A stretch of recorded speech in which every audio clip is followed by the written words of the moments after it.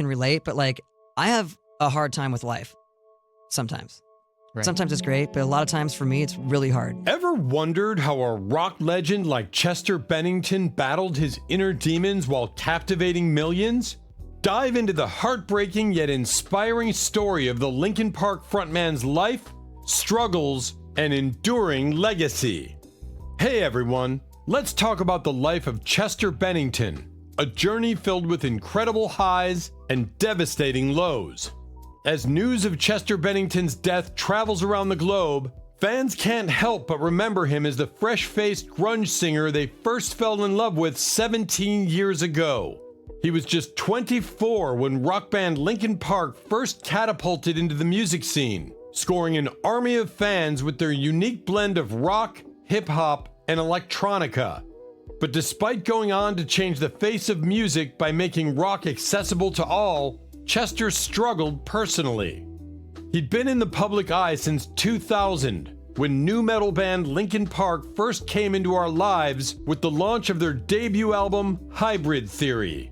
Chester had been working towards success for many years before that, but in the late 90s, his luck changed when he landed a vocalist slot in an LA band called Zero. Zero would later change their name to Linkin Park, inspired by Santa Monica's famous Linkin Park.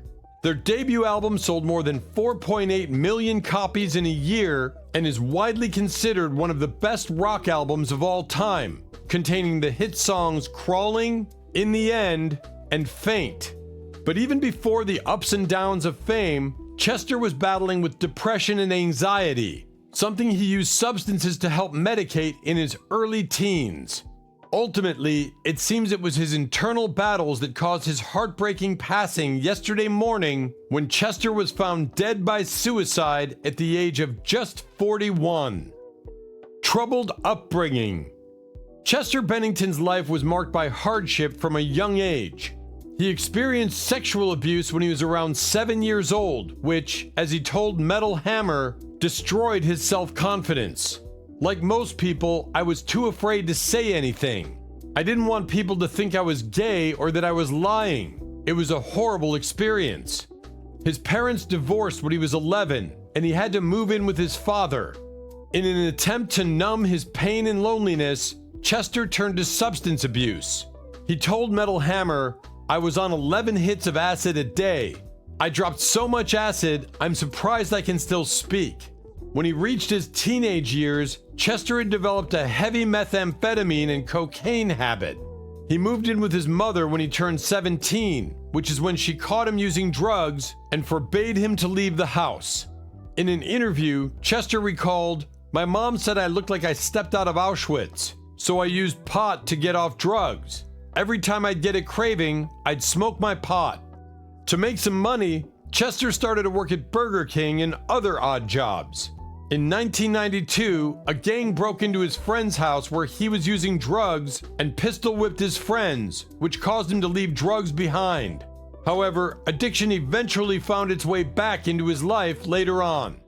Well, there's different levels of depression. I mean, for people, if you want to get like technical and clinical about it, there's different levels. Like you can feel depressing feelings. It's like a moment. It's like you can be in a moment, but like clinical depression is something that you actually can't get out of, and you need to be you need to see a doctor. You have to get medicated for it. You need to go to therapy. There's like things that you need to do in order to get out of it, or else you won't, and you're just in it. Chester continued to dream of being a rock star, a dream he had had ever since he was a child. He joined a local band called Gray Days as their lead singer in 1993. The band developed a generous following with fans in the Phoenix area, but Chester became increasingly dissatisfied with the group and eventually left in the late 90s due to creative differences. A close call with a violent gang that attacked and robbed a friend's home while he was present inspired young Chester to quit drugs, as he shared in an interview with Tom Bryant for Kerrang! The inspiration turned to reality when the 17-year-old Chester started living with his mother. Recognizing his worn-out addiction issues, his mother immediately placed him on house arrest. While Chester was able to kick some substances, he soon turned to marijuana and alcohol. Alcohol in particular became a long-time demon for him. Chester was quite open about his troubles with alcohol and openly described himself as an alcoholic, according to Kerrang! He also revealed that he was distancing himself from drinking because he didn't like what alcohol did to him. "I choose to be sober now," he said at the time. "I have drunk over the last 6 years, but I just don't want to be that person anymore." Nevertheless, alcohol continued to be present in his life right down to the last moment. As TMZ via Variety reports, Chester had some alcohol in his system at the time of his death in 2017. Due to his openness about the subject, people who knew Chester also knew about his alcohol abuse issues. According to his ex-wife's book, Falling Love Notes, Memories of a Rockstar Wife, excerpted by Rolling Stone shortly before Chester's death, he sent her a text that said he wouldn't be able to see their son for a while. Her immediate assumption was that Chester had gone to rehab.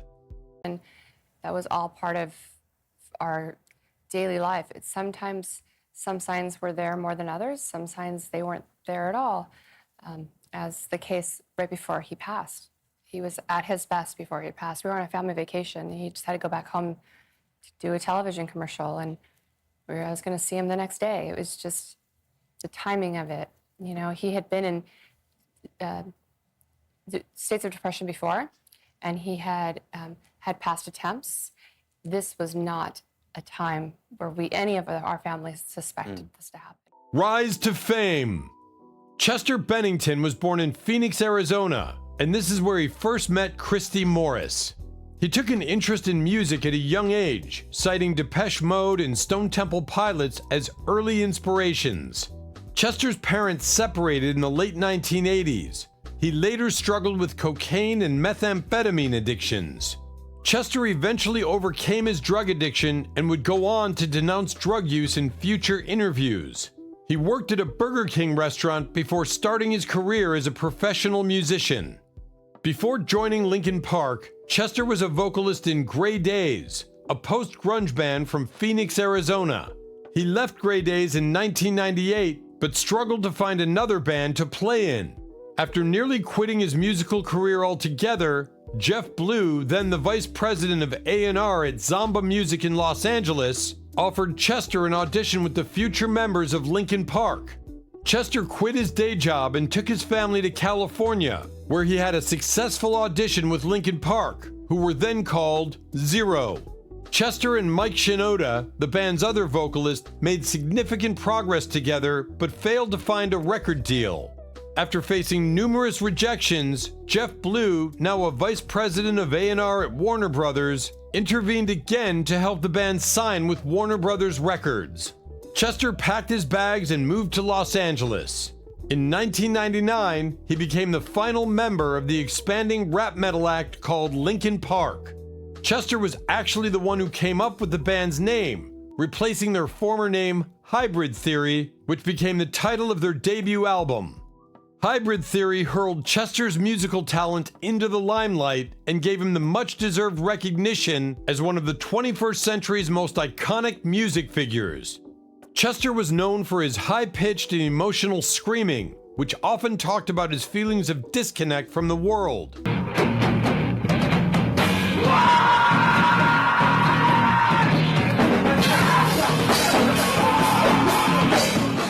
His addiction came back into the picture during the early stages of Linkin Park's success. In an interview with The Guardian, Mike Shinoda said, "The tours we did in the beginning, everybody was either drinking or doing drugs. I can't think of anybody that was sober." However, Chester ditched drugs in 2006 and celebrated his continued sobriety in the late 2000s. In a 2009 interview with Spin, Chester said, "It's not cool to be an alcoholic. It's not cool to drink and be a dumbass. It's cool to be part of recovery. Most of my work has been a reflection of what I've been going through in one way or another." Aside from his work with Linkin Park, Chester had side projects, including Dead by Sunrise and supergroup Kings of Chaos. He also fronted Stone Temple Pilots from 2013 to 2015. In 2015, he left Stone Temple Pilots so that he could focus on his family and Linkin Park.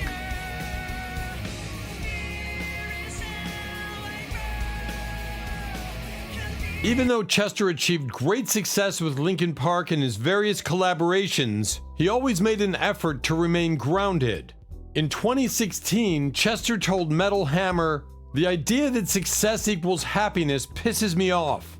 It's funny to think that just because you're successful, you're now immune to the full range of the human experience." Linkin Park's earliest albums were filled with self-loathing and despair, and one of the clearest examples of Chester's depression was another Hybrid Theory smash, "In the End," on which he presciently belted, "I tried so hard and got so far, but in the end, it doesn't even matter." Songs like Crawling and In the End connected with a generation of angst-laden fans because of their easily palatable blend of hip-hop, electronic rock, buzzing metal chords, and Chester's melodic Nine Inch Nails influenced screams. Hybrid Theory sold 10 million copies, and its follow-up, Meteora from 2003, sold 4 million, and 2007's Minutes to Midnight sold 2 million. But despite his massive success, Chester was still troubled, and that came through clearly in his lyrics. Holding on, why is everything so heavy? The negativity seeped into Chester's side project, which, in a bit of gallows humor that no longer seems all that funny, he called it Dead by Sunrise.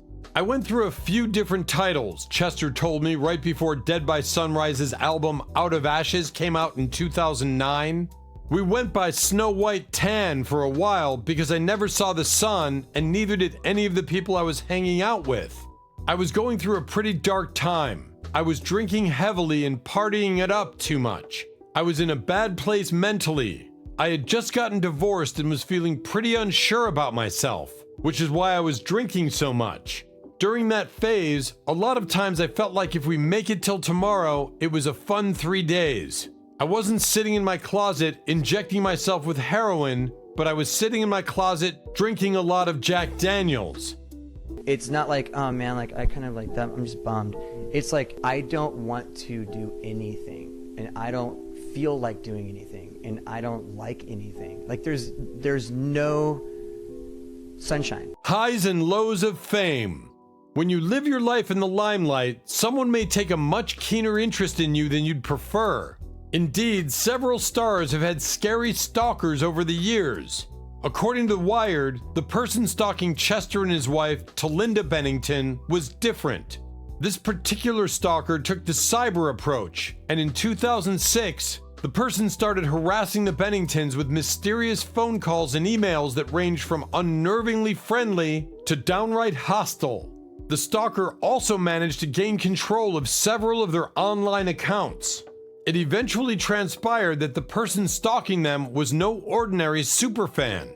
A private investigator managed to track the stalker's computer to a high-security nuclear research facility called Sandia National Laboratories, and after an arduous investigation process, the stalker turned out to be a 27-year-old employee of the lab with high-security clearance.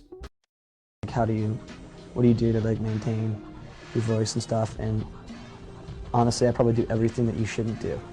As the Associated Press tells us via CBS, the stalker harassed the Benningtons for nearly a year, using a combination of detective work and her access to sensitive information to find out all sorts of things about them, an obsession she took to pretty creepy levels. In 2015, she recounted at least one incident where she deliberately traveled to Arizona after finding out that Chester was there and spent the trip cyber-stalking the singer, hoping to find out his precise location and potentially meet him. Over the course of his musical career, Chester was plagued by multiple injuries which he tended to suffer during Linkin Park performances and tours. Per Digital Spy, in 2007, Chester was playing in a Linkin Park show in Australia when he fell from the stage, breaking his arm in the early stages of the concert.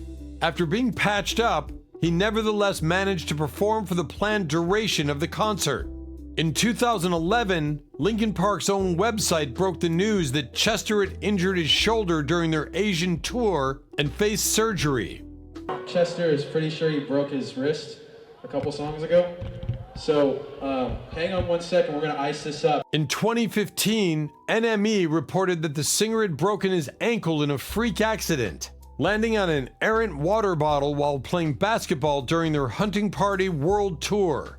Again, Chester attempted to deal with the situation and used support devices during performances via Loudwire. However, the ankle refused to play ball. Linkin Park's official site soon announced that the injury was simply too bad and the tour was cancelled. Apart from that, his divorce hit him big time. Marriages that creak at the seams are an unfortunate side product of fame, and as such, there are many celebrity divorce stories out there. According to Rolling Stone, Chester was a 19-year-old unknown when he met and married his first wife, Samantha Marie Olet. After Linkin Park took off, they ended up getting a divorce in 2005, though they did remain on good enough terms to both have a hand at raising their son. However, Chester told Kerrang! Via US Weekly in 2009 that the divorce was very hard for him, and the frustration took a heavy toll on him. I'm out of myself, I'm great. If I'm inside all the time, I'm horrible, I'm a mess. And so for me, it's like that was kind of where I don't like my mind right now, stacking up problems that are so unnecessary. You know, that's where that was where that came from for me. And but it's the moment where it's like realizing like I drive myself nuts. The difficult part was losing all my money, starting my life over, and having to pay the person I didn't want to be around in the first place, Chester said. I felt like my life's work had been given away. Per Psych Central, a divorce is always a massively stressful situation, and dealing with it requires good coping mechanisms. Unfortunately, the one Chester fell back on was alcohol, and he imbibed copious amounts in his despair. It seemed like Chester was reaching the end of the line, but then he met his second wife, Talinda Ann Bentley, who became the mother of 3 of his children, and she seemed to bring him salvation. As a result, the latter half of Dead by Sunrise's album sounded lighter and more optimistic. The reason I made it through that dark time was I met my wife at that time, Chester told me. We had fallen in love. She's an amazing person, and that led up to the softer side of the record. But they were definitely there. The hopelessness, the change of behavior, isolation, that was all part of our daily life. It's sometimes some signs were there more than others. Some signs they weren't there at all. The good thing about life generally is that it's kicking you in the balls, patting you on the back, and telling you it's gonna be okay. However, Chester's newfound optimism didn't seem to last, and on Linkin Park's 2012 album Living Things, he continued to explore the familiar topics of depression, rejection, and demoralization. And eerily, the songs now seem less about hopelessness and more about death. Now in my remains are promises that never came. Set the silence free to wash away the worst of me, he implored on In My Remains. And tell them I couldn't help myself, and tell them I was alone. Oh, tell me I am the only one, and there's nothing that can stop me, he warned on I'll Be Gone. Chester was great friends with fellow rock frontman Chris Cornell. According to Metal Hammer, Soundgarden vocalist Cornell was a great inspiration for Chester when the future Linkin Park superstar was growing up. The two singers eventually met during a tour in 2008, and they made fast friends. Their families soon grew close, and Chester even became the godfather of Cornell's son.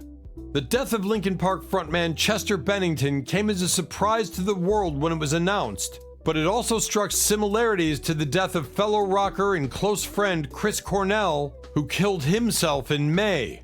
Authorities are investigating Chester's death as an apparent suicide, Los Angeles County Coroner spokesman Brian Elias said Thursday.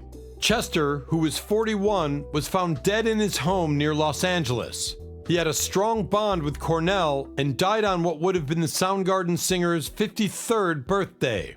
Chester was also the godfather to Cornell's 11-year-old son, Chris, and Chester sang Leonard Cohen's Hallelujah at Cornell's memorial.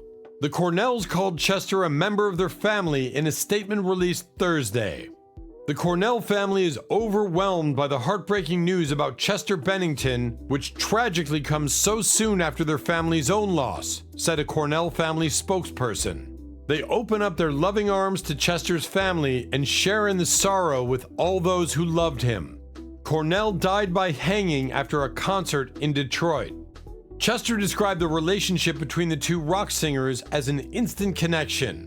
Unfortunately, their friendship only lasted less than a decade, as Chris Cornell died by suicide on May 18, 2017. Per Rolling Stone, the Linkin Park singer paid tribute to his friend on social media and performed an acoustic rendition of Leonard Cohen's Hallelujah at Cornell's funeral. Unfortunately, Chester himself died in a similar fashion just 2 months later. According to Rolling Stone, Chester struggled with depression for much of his life and didn't hide his mental health issues. Well, there's different levels of depression. I mean, for people, if you want to get like technical and clinical about it, there's different levels. Like you can feel depressing feelings. It's like a moment. It's like you can be in a moment. But like clinical depression is something that you actually can't get out of, and you need to be you need to see a doctor. You have to get medicated for it. You need to go to therapy. There's like things that you need to do in order to get out of it, or else you won't. In an interview with the 102.7 Kiss FM radio channel, Chester talked at length about his depression and addiction problems, addressing them in public just as easily as he discussed his children and his music. He openly described the way he needed to positively reaffirm himself in order to avoid falling into a bad mental state, and how he had learned to keep himself busy to avoid wallowing in his own thoughts too much. In an interview with Chaos TV, Sean Dodwell, a bandmate from Chester's old band Grey Days, revealed how the singer's worst mental health moments looked to the people around him. According to Dodwell, Chester was usually a very positive person, but on occasion, he seemed to go through a darker period that shined through. Chester himself was known to refer to his worst moments as his dark passenger, as per Rolling Stone, and discussed them as kind of a second Chester Bennington inside him. I have a hard time with life, sometimes. Right. Sometimes it's great, but a lot of times for me, it's really hard. In the end, Chester Bennington died on July 20th, 2017, according to Rolling Stone. The singer was 41 years old. The cause of his death was suicide. As the news was reported by outlets like the Twitter account of Associated Press, Chester's Linkin Park co-vocalist Mike Shinoda soon confirmed the situation. "Shocked and heartbroken, but it's true," Shinoda wrote on Twitter. "An official statement will come out as soon as we have one." Many of Chester's acquaintances and fellow artists were soon reacting to the singer's death with shock and sadness. Chester's funeral service was held on July 29th with around 200 attendees, via TMZ. In addition to this private ceremony, fans paid their own tributes to the singer in numerous ways. Now, years after Linkin Park lead singer Chester Bennington took his own life, it's clear to his widow that in the days before he died, there were warning signs. In the days before he died, Chester had seemed happy and well, his widow recalled. Indeed, the night before the 41-year-old took his own life at the couple's California home, he was at his best, she said. "We were on a family vacation, and he decided to go back home to do a television commercial," his widow recalled. "This was not a time where we or any of our family suspected this to happen, which is terrifying." Of it, you know, he had been in states of depression before, and he had had past attempts. This was not a time where any of our families suspected this to happen, which is terrifying. "We thought everything was okay." In retrospect, though, Talinda Bennington realizes her husband was in a dark place. She emphasized that there is no simple explanation for her husband's struggles over the years, attributing his depression to a confluence of factors. Chester was open about his troubled life. "It's a lifetime of building blocks to unhealthy emotional mental behavior, emotional pain," Talinda described. "If we can find good coping mechanisms, if we have people we trust that we can talk to, that helps us to make better choices for ourselves," she said. "And my husband didn't have that in a lot of situations." Witnessing her husband's suffering made Talinda determined to educate herself on the causes and effects of depression, she told Cooper. "I don't suffer from depression," she said. "I never have. Watching my husband go through it, I had no idea. I could not relate." Depression is commonplace for many artists, particularly in rock music. This was true for Chester. Most notable for being the lead singer of Linkin Park, Chester also fronted Stone Temple Pilots and the rock supergroup Dead by Sunrise. Known for his distinct 3-octave tenor voice, Chester helped make metal music mainstream, especially with Linkin Park's hits Numb, What I've Done, New Divide, Burn It Down, and many others. Tributes to Chester weren't confined by genre. Jay-Z performed his collaboration with Linkin Park, Numb Encore, live many times after Chester's death. Coldplay's Chris Martin, rapper Machine Gun Kelly, and Imagine Dragons are among the artists who also paid homage to Chester during their own concerts. At the 2018 Grammy Awards, rapper Logic teamed up with Khalid and Alessia Cara to perform his Grammy-nominated song 1-800-273-8255 in honor of Chester and Cornell. The song is named after the phone number for the National Suicide Prevention Lifeline. Linkin Park and Friends is the last time Linkin Park performed since Chester's death. In an April 2022 Twitch livestream, bandmate Mike Shinoda told fans that while the band was still in touch, Linkin Park had no plans to reunite. Despite Chester's openness about his battles with addiction and depression, those closest to him were shocked to hear about his suicide. Some of his friends feel as though they might have overlooked signs of Chester's dark side, or what he called his dark passenger. His friends said he suffered a relapse that lasted for 3 days in August, which caused him to black out from alcohol, and he had been drinking again since October. In an interview with Music Choice in February, Chester said, "I have a hard time with life, even when it's good. I am just uncomfortable all the time." If I'm out of myself, I'm great. If I'm inside all the time, I'm horrible. I'm a mess. The opening line, "I don't like my mind right now," like that is me 24 hours a day. And if I get stuck in here, like I just find it really hard. It doesn't have to be. Before his death, many Linkin Park fans saw Chester as one of the strongest and most inspirational figures in the music industry. As the lead vocalist in the band, he was the voice behind many of the group's songs, which occasionally talked about the importance of speaking up about mental health and the problems we all face in life. It has to be said that his music was nothing short of inspirational, and it helped contribute towards uplifting the lives of hundreds of thousands of fans worldwide. One song in particular, One More Light, was a single that spoke personally about losing loved ones and the importance of letting people know you care. It was iconic, as the single moved Chester the most out of any song he played during live performances. It ended up being the song dedicated personally to him after taking his own life nearly 4 years ago. Chester had a voice that sounded like a knife crying out with the delight and agony of being sharpened. The first words on Hybrid Theory are, "Why does it feel like night today?" in the song Paper Cut, and then the chorus says, "It's like a whirlwind inside my head," and it was a whirlwind inside of my own. It is that my pals maybe made it through a year or two that they might not have otherwise because Linkin Park, and specifically Chester, kicked in the door to our respective darknesses, not to spark a light, but to sit with us for a while.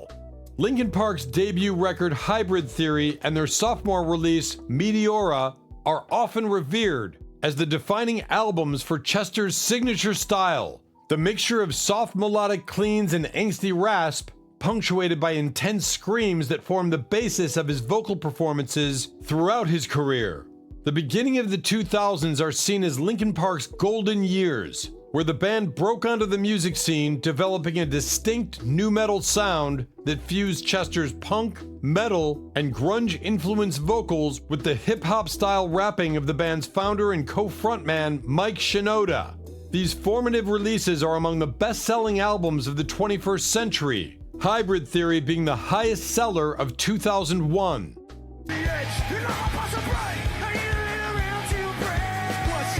While the nu metal style of the band's early albums cemented Chester as one of the most iconic vocalists of contemporary rock music, his power as a recurring influence for artists in the new decade lies not in one particular sound, but in the versatility of his style.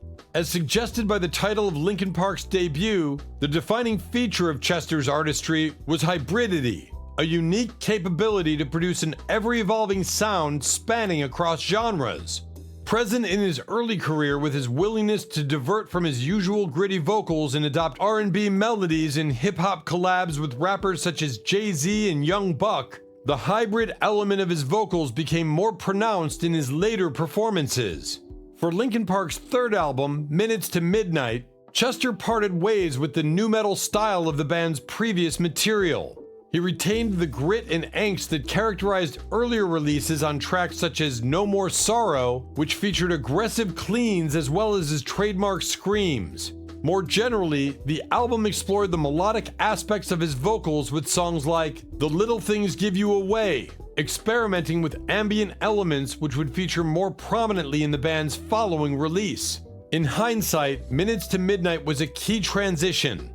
It made Chester confident in his potential to entirely reinvent his sound, explore new directions, and push his artistry beyond existing genre boundaries. Bringing me down, if I just let go, I'd be set free. Holding on. The band's subsequent release, 1,000 Suns, a concept album based around the themes of warfare and dystopian fear, became Linkin Park's most experimental record, with its emphasis on electronic elements and ambience, venturing well outside the norms of a typical rock band.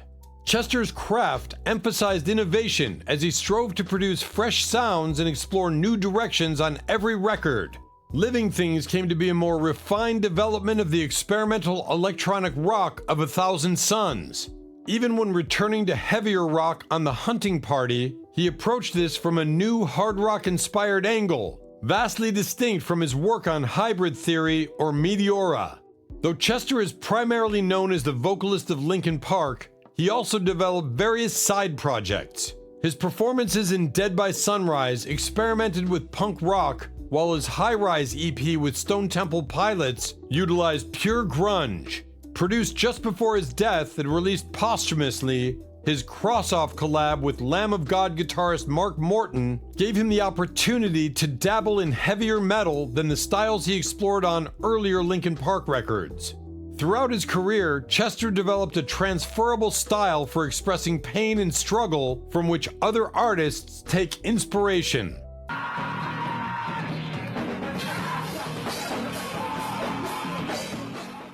Music should be your life, period. You need to live it, you need to eat it, sleep it, wake up, and the only way you're ever even gonna have a chance to make it in this business is if you are willing to sacrifice everything to achieve your goal. His lasting influence is already evident from his work with upcoming musicians such as Stormzy, who collaborated on Linkin Park's Good Goodbye just prior to Chester's death.